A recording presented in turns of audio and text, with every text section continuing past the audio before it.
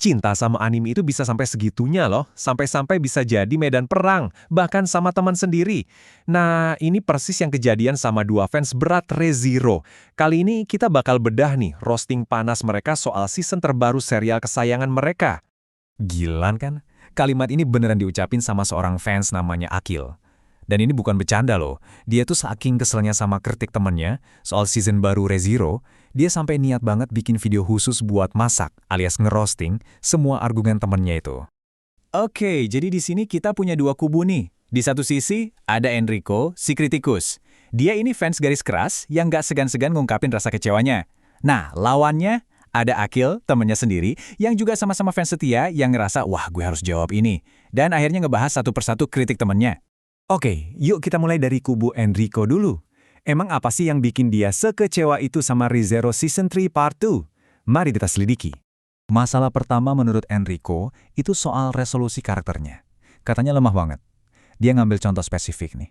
Karakter Garfield, yang menurut dia penyelesaian konfliknya tuh, ya gitu deh. Dangkal dan gak nendang sama sekali. Jadi, intinya dia ngerasa resolusinya itu murahan banget, nggak dibangun pelan-pelan, kayak semuanya disederhanain jadi satu rumus yang nggak banget. Cuma butuh motivasi, terus teriak-teriak, langsung menang. Udah gitu doang. Kita kan semua tahu ya, yang bikin ReZero itu keren banget ya, tegangnya itu loh. Taruhannya tinggi banget. Semuanya fokus ke siklus mati hidupnya si Subaru. Jujur aja, kita kan emang suka nonton dia menderita kan? Nah, masalahnya di season ini, jualan utamanya itu hilang. Subaru nggak mati sama sekali. Coba. Kata Enrico, ini nih yang bikin semua tegangnya ambiar.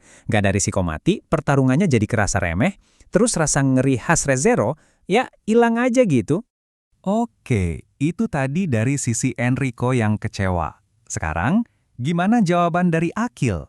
Nah, menariknya, Akil ini nggak langsung nyanggah.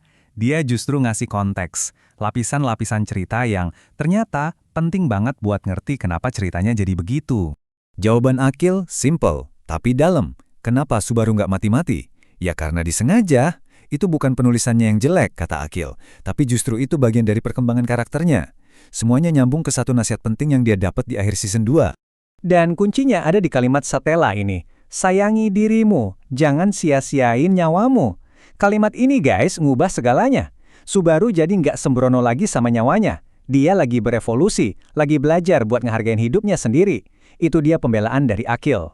Nah, yang seru nih, di tengah debat panas ini ternyata ada satu hal yang mereka berdua setuju banget. Di satu sisi, ya mereka sama-sama ngakuin plotnya kerasa murahan. Kemenangan Garfield yang tiba-tiba itu jadi contohnya. Tapi di sisi lain mereka kompak banget muji kualitas animasinya, katanya kelas atas. Apalagi adegan berantem garapan animator jagoan kayak Vincent Kennard. Akil bahkan nambahin, secara teknis, animasi ReZero tuh salah satu yang terbaik di musimnya. Jauh di atas anime-anime lain. Kameranya nggak statis, dinamis banget, keren pokoknya. Dari sini nih, perdebatan mereka jadi makin dalam, mengarah ke satu masalah inti, sebuah dilema yang lebih besar. Dan disinilah, secara mengejutkan, Enrico dan Akil ternyata satu suara. Kalian pasti sering dengar kan, kalau ada anime yang ceritanya bikin bingung, pembelaannya pasti, ya baca aja novelnya. Tapi, emang itu jawaban yang benar? Memuaskan gak sih buat penonton anime? Dan jawaban Enrico ini, wah, nusuk banget. Kalau gitu, ngapain bikin anime? Jelek. Dan yang bikin kaget, Akil setuju 100%. Disinilah mereka akhirnya sepakat. Jadi, intinya begini. Mereka berdua percaya kalau season ini gagal sebagai sebuah produk yang mandiri. Ini yang namanya kegagalan adaptasi. Harusnya kan anime itu bisa dinikmati sama orang yang cuma nonton animenya aja. Nggak perlu baca novelnya dulu. Masalah utamanya, kata mereka berdua, karena animenya motong terlalu banyak detail penting dari novel. Hasilnya, ya jelas, penonton yang cuma nonton anime jadi bingung.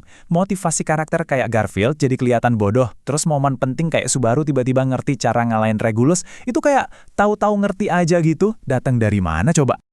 Jadi, setelah semua argumen pro dan kontra ini, kesimpulannya gimana nih soal ReZero Season 3 Part 2? Pada akhirnya, mereka sampai pada satu kesimpulan yang sama. Kalau season 1 dan 2 itu sinema absolut, kerennya kebangetan, nah season baru ini kerasa banget penurunannya. Terutama dari segi cerita, kedalaman yang bikin fans kayak Enrico dan Akil jatuh cinta sama ReZero tuh kayak hilang gitu aja. Akil sendiri nyimpulin, kalau dibilang hancur sih mungkin terlalu lebay ya. Tapi, rasa kecewa dari para fans kayak Enrico itu sangat bisa dimengerti dan valid banget. Emang ada penurunan kualitas yang nyata. Dan ini ninggalin kita semua dengan satu pertanyaan yang lebih gede sih. Kapan sebuah adaptasi itu bisa kita sebut sekedar punya kekurangan, dan kapan itu bisa disebut gagal karena udah ngecewain ekspektasi fans beratnya? Di mana ya batasnya? Ini pertanyaan abadi di dunia adaptasi anime kan?